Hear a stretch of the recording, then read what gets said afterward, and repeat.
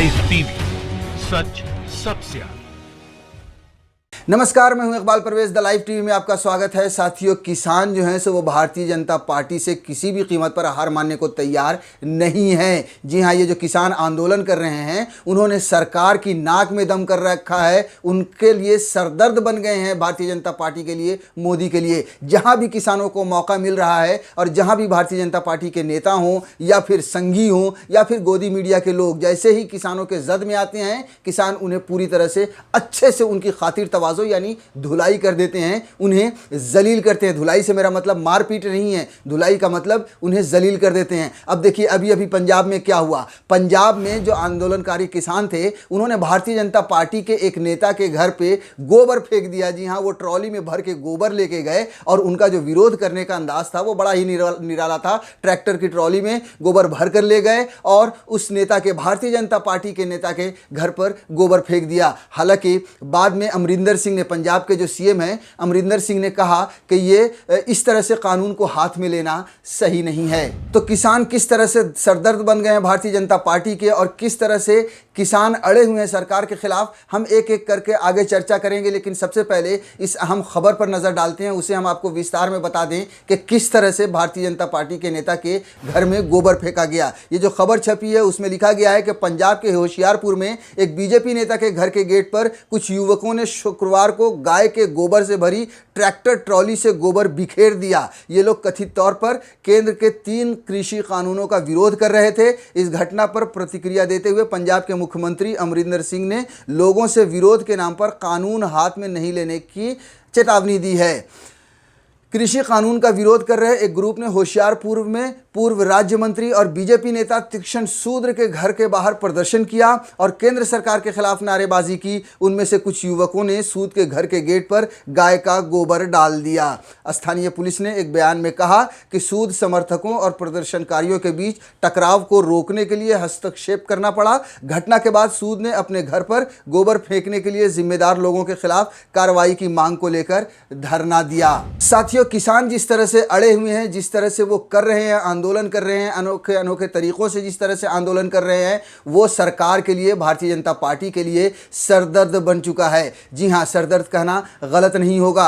आपको बता दें कि पिछले 1 महीने से ज़्यादा दिल्ली के चारों तरफ जो किसान बैठे हुए हैं वो इतनी ठंड में बैठे हुए हैं, ठिठुर रहे हैं। कई लोग, 40 से भी ज़्यादा लोग वहाँ पर शहीद हो चुकी हैं, उनकी जानें जा चुकी हैं, मगर वो पीछे हटने को तैयार नहीं है। सरकार उनसे बार बार मुलाकात करती है, बात करती है, लेकिन संशोधन तक बात आती है, लेकिन यहाँ किसान पूरी तरह से अड़े हुए कि उन्हें पहले 3 काले कानून को वापस करना होगा। ये जो विरोध है, ये जो प्रदर्शन है किसानों का, अब बड़ा रूप लेता जा रहा है और किसान आगे बढ़ने की तरफ ही बढ़ रहे हैं। आपको बता दें कि किसान जो आए हुए हैं, जो दिल्ली के चारों तरफ बैठे हुए हैं, बूढ़े बूढ़े लोग हैं, वो साफ कहते हैं कि चाहे 6 महीना रुकना पड़े या 1 साल रुकना पड़े, चाहे उनकी जान ही क्यों ना चली जाए, मगर वो इस बार सरकार से हारेंगे नहीं। इस बार वो मोदी से हार मानने वाले नहीं हैं। इस बार वो अपनी मांग को मनवा कर ही जाएंगे और यही वजह है कि ये सारा जो आंदोलन है वो मोदी सरकार के लिए सरदर्द बन चुका है। साथियों, 4 तारीख को फिर बैठक होने वाली है किसान और सरकार के बीच में, मगर सरकार का जो रवैया है उसे देखकर ऐसा लगता नहीं है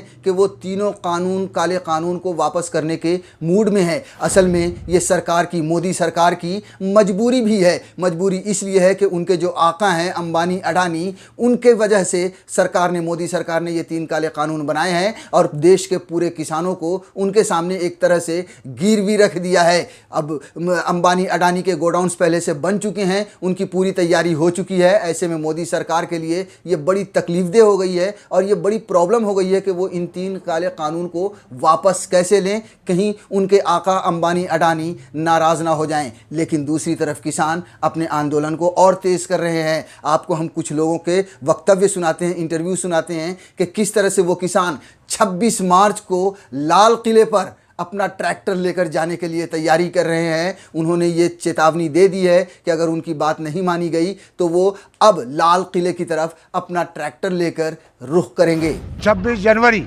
अपने ट्रैक्टर पर झंडे बांध के और वहाँ लाल किले जाएंगे और जितने भी हमारे पुराने फौजी हैं सब परेड करेंगे वहाँ। जो नया पार्लियामेंट है वह एमपी की जगह तो वहाँ हमारे ट्रैक्टर किसान के खड़े होंगे। साथियों, ये तो रही जो दिल्ली के किसान जो दिल्ली के चारों तरफ बैठे हुए हैं, वो लाल किले की तरफ मार्च करने की तैयारी कर रहे हैं। लेकिन कुछ ऐसे भी किसान हैं, कुछ ऐसे भी सोशल एक्टिविस्ट हैं जो तैयारी में है मुंबई आने के लिए। मुंबई वो आकर भारतीय जनता पार्टी के खास समर्थक हैं अनुपम खेर, भारतीय जनता पार्टी के सांसद सनी देओल और भारतीय जनता पार्टी की सांसद हेमा मालिनी, जो कई बार किसानों के साथ खेत में नजर आई हैं सिर्फ फोटो खिंचाने के लिए, उनके घर के बाहर प्रदर्शन करने के लिए, उनके घर के बाहर धरना देने के लिए तैयारी की जा रही है कि वहां से कुछ किसान, कुछ आंदोलनकारी यहां पर आकर ये जो तीनों बॉलीवुड की हस्तियां हैं अनुपम खेर, सनी देओल और हेमा मालिनी, उनके घर के सामने आकर धरना दें और अपना विरोध प्रदर्शन करें,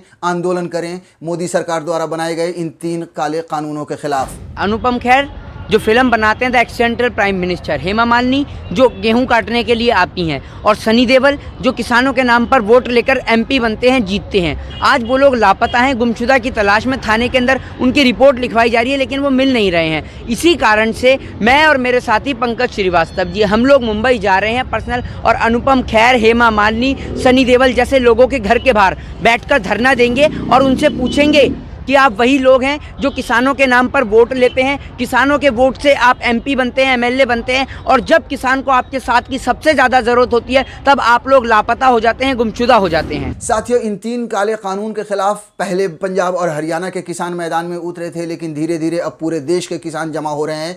पूरे देश का किसान इस काले कानून के खिलाफ विरोध प्रदर्शन कर रहा है। दिल्ली के चारों तरफ पूरे देश के किसान भी पहुँच रहे हैं। किसान तो किसान, आम आदमी भी जो किसान नहीं है वो भी किसान के समर्थन में उतर चुका है। यहाँ तक कि सेना के अधिकारी भी, जी हाँ, करगिल युद्ध में जो विजेता थे, जो सेना के अधिकारी उस समय जो करगिल के खिलाफ, जो करगिल में जिन्होंने लड़ाई लड़ी थी, अब वो भी काले कानून के खिलाफ उतर चुके हैं, पूरी तरह से किसान का समर्थन कर रहे हैं। और मोदी सरकार को उन्होंने भी चेतावनी दे दी है, यानी कि चाहे वो सेना हो, चाहे वो आम आदमी हो, चाहे वो नौकरी पेशा हो, चाहे वो किसान हो, ये सब अब एकजुट हो चुके हैं और इन 3 काले कानून के खिलाफ आवाज़ उठा रहे हैं, विरोध कर रहे हैं। और यही वजह है कि मोदी सरकार के लिए दिन ब दिन सरदर्द बढ़ता जा रहा है। ये जो किसान हैं, इनका जो आंदोलन है वो मोदी के लिए सरदर्द बन चुका है, मोदी सरकार की नाक में दम कर दिया है। लाइव टीवी, सच सबसे आगे।